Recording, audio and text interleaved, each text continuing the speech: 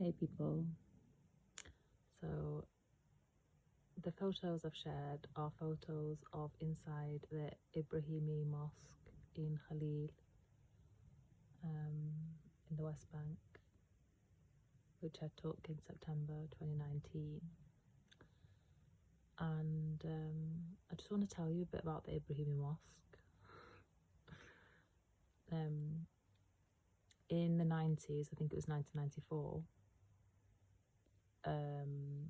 a settler from Brooklyn who was a member of the Jewish Defence League. And what does the Jewish Defence League sound like? Oh, sounds like every right-wing fascist extremist party that you can think of in the Western world. Anyway, he stormed the mosque, massacred the worshippers, wounded hundreds, killed 30, I think. And then after that, the mosque was divided into, the biggest half was is made into a synagogue, and the smallest half is the remainder of the mosque for like Muslim worshippers. And the entrance to the Muslim half is a checkpoint that you have to go through. And the mosque is also the tomb of Abraham, like they all these crazy settlers always refer to him. Abraham, my great grandfather Abraham brought me to this land. So it's the tomb of Isaac, Abraham, and Sarah. So not only did they massacre all the Muslim worshippers and colonize the mosque, they desecrated the tomb of their so-called great grandfather Abraham, who's there fulfilling out his prophecy to retake the land. So just letting you know about these are fascists, extremists, crazies with a psychosis that has no cure. You can't do anything for people that just want to have got it in them, that have got it to go on these quests to conquer and dominate and take over, and like they've got some sort of right to do that above anything else. No, you can't. Like, I don't know what, maybe an act of God a miracle might change the disposition, but it's the whole society is fascist, and people need to understand that this fascism is not new.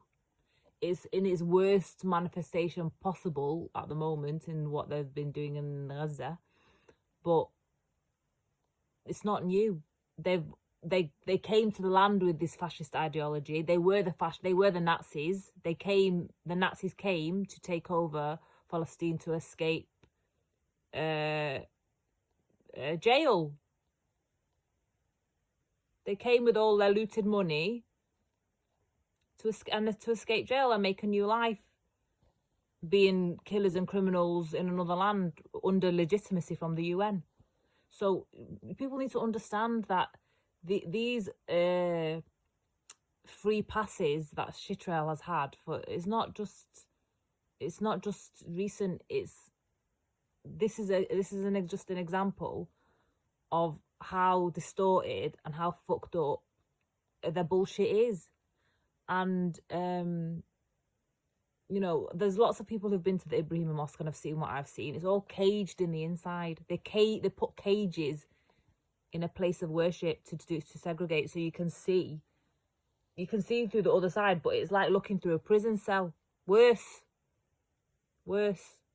Like, it's like, yeah, like a metal fence. Why would you even do that in a house of God? as a people of God, as a chosen people of God.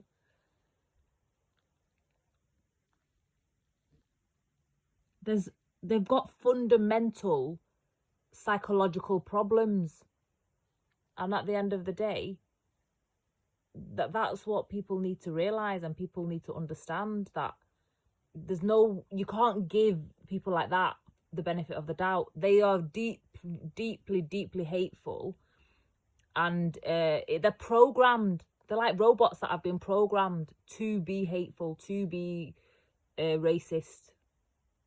Like they need an enemy. They need to be racist to legitimize their cause. So you can't do anything with people like that. You have to realize that they are criminals, and you have to apply the justice system to them. And you can't see them for what they're not. You have to see them for what they are, which is really hateful degenerates. They're not normal. They're not here to be human. They are actually here to be degenerate. And they tell you every day. They tell you every day. Like, mosques are so spiritual in everything about them, in all their design. There's God in every single part of the building. There's consciousness in all of the building. And they've put that fucking cage shit in the middle of it and desecrated the tomb of their so-called idol, Abraham,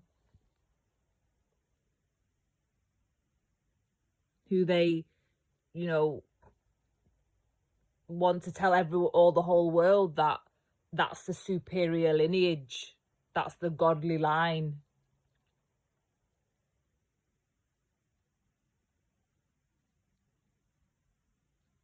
Anyway, that's all.